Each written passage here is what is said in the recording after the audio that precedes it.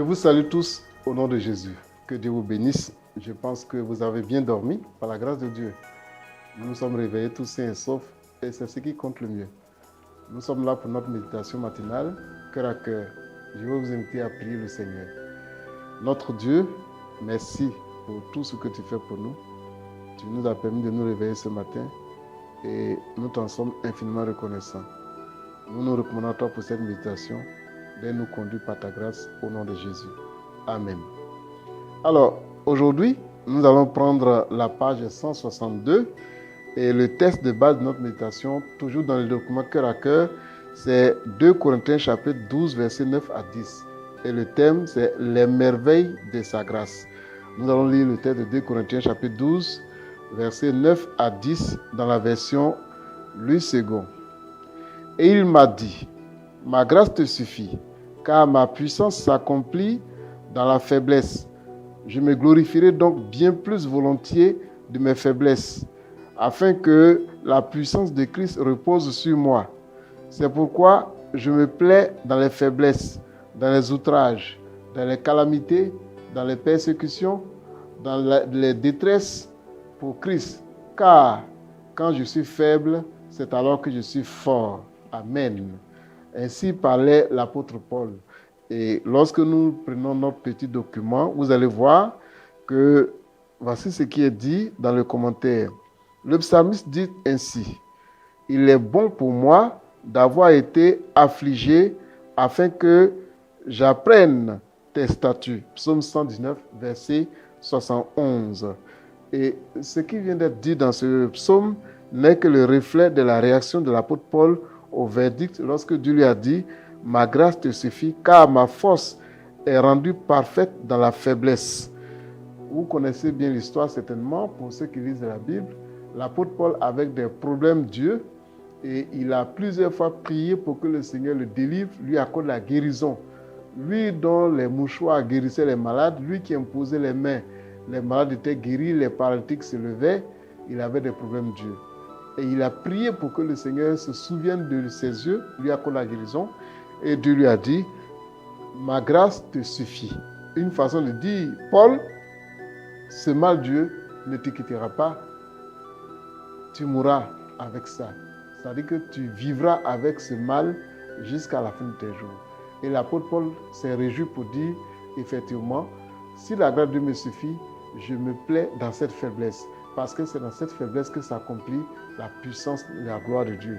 Ça veut dire simplement qu'à travers cette faiblesse, Paul était obligé de demeurer dans l'humilité, dans la simplicité, afin que le Seigneur continue de l'utiliser, de se glorifier dans sa vie. Donc, dans ce verdict, il est dit, ma grâce te suffit, car ma force est rendue parfaite dans la faiblesse. Ce qui l'a amené à dire, c'est pourquoi je me glorifierai plus dans mes infirmités, afin que la puissance du Christ repose sur moi. Vous voyez, l'apôtre Paul n'a pas pleuré, n'a pas accusé Dieu, il s'est plutôt glorifié dans son infirmité. Il peut arriver que dans la marche avec Dieu, Dieu vous utilise pour guérir, pour délivrer, et puis vous priez pour un sujet, vous vous rendez compte que ça tarde. Ça peut être une maladie, ça peut être un problème d'enfantement, ça peut être beaucoup de choses. Je connais des hommes de Dieu qui ont imposé des mains à des cellules qui ont enfanté pendant qu'eux-mêmes n'avaient pas d'enfants. Est-ce à dire que Dieu n'est pas avec eux? Non, ce n'est pas le cas. Lorsque l'apôtre Paul a prié pour que ses yeux soient guéris, parce que lui-même a été l'instrument de Dieu de milliers, de multitudes de guérisons, Dieu lui a dit, ma grâce te suffit. Mais Paul ne s'est pas lamenté, Paul ne s'est pas plaint. Mais Paul a plutôt dit, alors c'est pourquoi je me glorifierai plutôt dans mes infirmités afin que la puissance du Christ repose sur moi. Paul a commencé plutôt à rendre grâce à Dieu, à rendre gloire au Seigneur, à adorer Dieu et à se contenter de cette position parce qu'il a compris que le Seigneur l'a maintenu dans cette situation pour sa bénédiction, pour son humilité et pour la manifestation de l'onction de Dieu pour des choses extraordinaires. Bien-aimés frères et sœurs, il ne faut pas forcément se lamenter de certaines situations qui nous arrivent, mais il faut plutôt chercher quelle est la volonté de Dieu, qu'est-ce que Dieu veut pour nous exactement, comme dans le cas de l'apôtre Paul, lorsqu'il a jeûné et prié plusieurs fois, et Dieu lui a dit, ma grâce te suffit.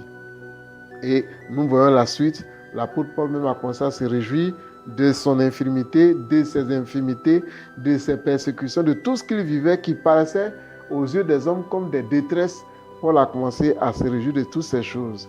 Et quand nous lisons dans le texte de 2 Corinthiens, il est dit ceci, le texte qu'on a lu tout à l'heure, il dit « C'est pourquoi je prends plaisir aux infirmités, aux outrages, aux nécessités, aux persécutions, aux détresses, à cause du Christ, car je suis faible, alors je suis fort. » Oui, je suis faible, alors je suis fort. 2 Corinthiens 12, 9 à 10.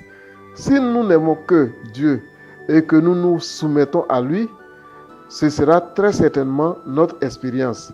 Car je vous rappelle que, encore une fois, que toute chose concourt au bien de ceux qui aiment Dieu, comme nous l'avons déjà lu précédemment, de ceux qui sont appelés selon son dessein.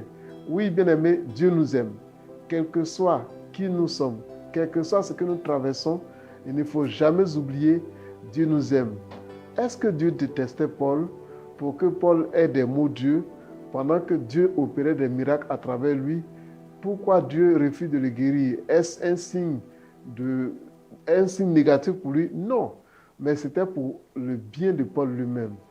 Ce que tu traverses, je sais que tu as beaucoup prié, certains ont prié pour des sujets divers. Ça peut être la guérison d'une maladie, ça peut être une situation familiale, conjugale, une situation au service, une situation relationnelle. Il ne faut jamais se décourager. Dieu nous voit, Dieu nous aime tous. Dieu veut que nous demeurions dans l'humilité de la simplicité. Je ne dis pas que comme Paul, ta situation demeurera jusqu'à la fin de tes jours. Non, ce n'est pas ce que je veux dire. Car l'expérience chrétienne varie d'une personne à l'autre en fonction du plan de Dieu dans la vie de chacun. Mais ce qu'il faut retenir ici, c'est que Dieu fait des merveilles sans nombre. Il faut toujours lui faire confiance. Dieu n'abandonne pas ses enfants. Que Dieu nous bénisse. Je vais vous inviter à prier suite à cette méditation. Seigneur notre Dieu et notre Roi, merci pour cette méditation. Tu fais des merveilles qu'on ne peut pas compter. Et nous devons toujours te faire confiance, quel que soit ce que nous vivons ou ce que nous traversons. Je te recommande chacun de tes enfants, afin que cette journée, chacun arrive à demeurer dans ta volonté. Ceux qui étaient découragés pour une situation quelconque, pour une infirmité, des hommes, des femmes qui n'arrivent pas à marcher correctement, alors qu'ils ont vu d'autres paralytiques se tenir debout et marcher.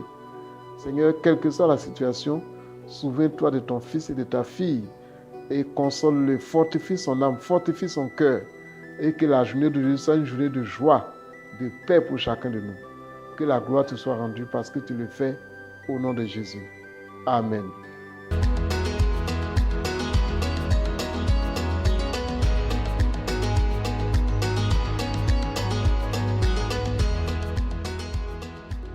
Que Dieu vous bénisse. Alors avant de nous quitter, je vous présente le document de méditation que nous utilisons tous les matins, cœur à cœur avec Jésus-Christ. Il pourra vous faire du bien. Vous pourrez le lire après les méditations que nous avons ensemble. Vous pourrez encore le lire et le relire pour mieux comprendre ce que le Seigneur nous a communiqué. Que Dieu vous bénisse et à demain.